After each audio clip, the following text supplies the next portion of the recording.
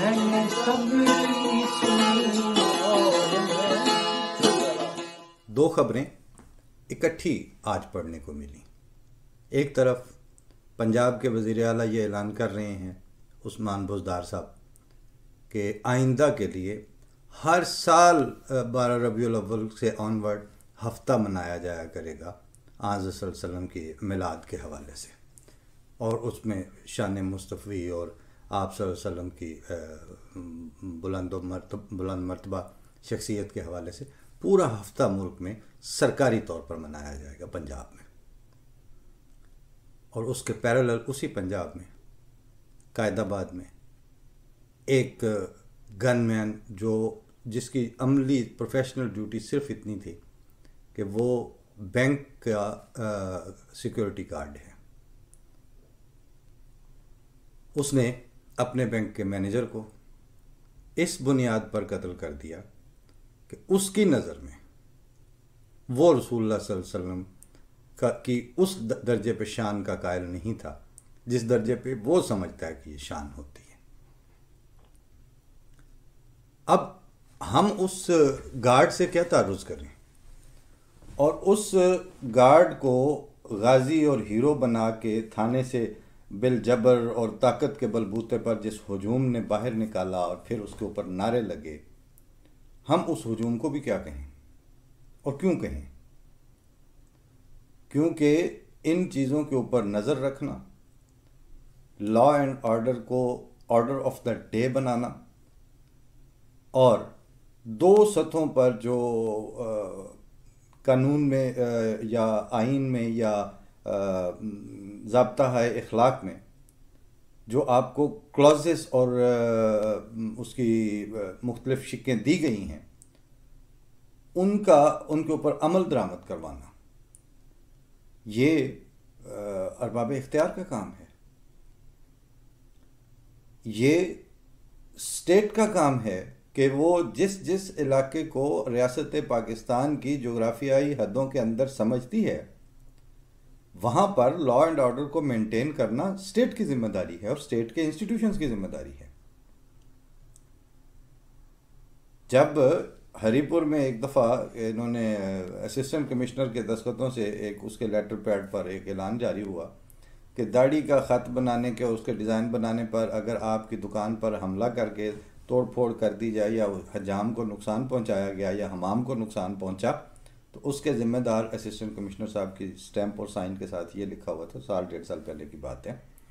कि वो आप खुद होंगे।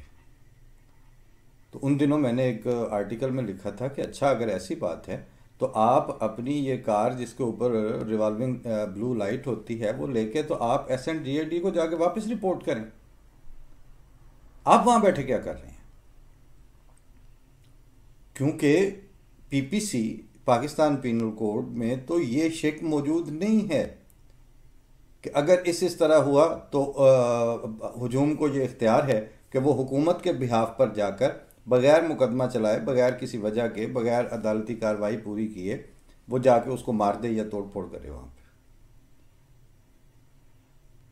तो आपका जिस वक्त लेटर पैड इस्तेमाल हुआ है तो उस वक्त आपको शर्म नहीं आई कि मतलब मैं अपने मेरे जो ओहदा है उसके वकार के मुनाफी हरकत होने जा रही है और मेरे दस्तखतों और मेरी स्टैंप के साथ होने जा रही। लेकिन हुआ क्या है कि आपकी जो डिस्ट्रिक्ट मैनेजमेंट और ब्यूरोक्रेसी और सिविल सर्विसेज हैं, उनके पीछे दयानतदारी से आपकी हुकूमत नहीं खड़ी होती, और आपकी जितनी सिविल ब्यूरोक्रेसी और एडमिनिस्ट्रेटिव एस्टेब्लिशमेंट है उनके पीछे उनके जब वो इंतज़ाम व इंसराम करते हुए रूल्स एंड रेगुलेशंस और कवानीन को उसके लेटर एंड स्पिरिट में अप्लाई करते हैं और उसका जो इम्प्लीमेंटेशन और उसका नफाज है उसको यकीनी बनाते हैं, तो आपकी पार्लियामेंट, आपकी मुकन्नना, आपके सियासतदान उनके पीछे नहीं खड़े होते। क्यों नहीं खड़े होते? उनकी ज़ाती पर्सनल बेईमानियाँ हैं जिन्होंने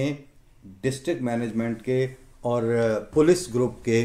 और कस्टम के और इस तरह दीगर जो शोबे हैं एडमिनिस्ट्रेशन के, उन सारों के अफसरान को अपनी ज़ाती वेस्टेड इंटरेस्ट को सर्व करने के ऊपर लगा रखा है, या उन्होंने with the passage of time in चीज़ों को इतना यूज़लेस और करप्ट बना दिया है कि अब अगर उनसे काम लेना भी चाहें वो काम नहीं करते। उनकी ज़ाती ग्रेस का लेवल इस हद तक डाउन हो चुका है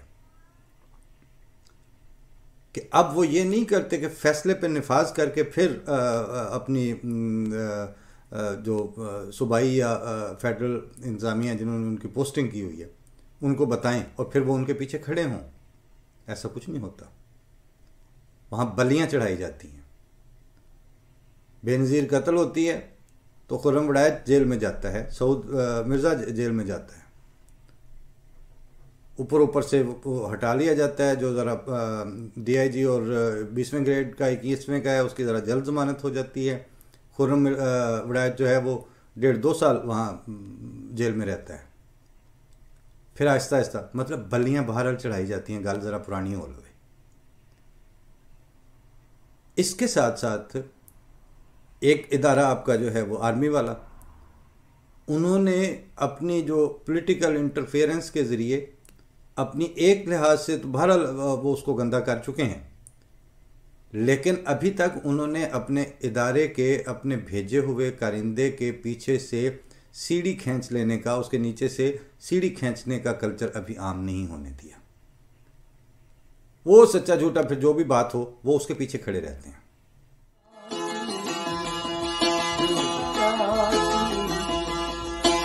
गई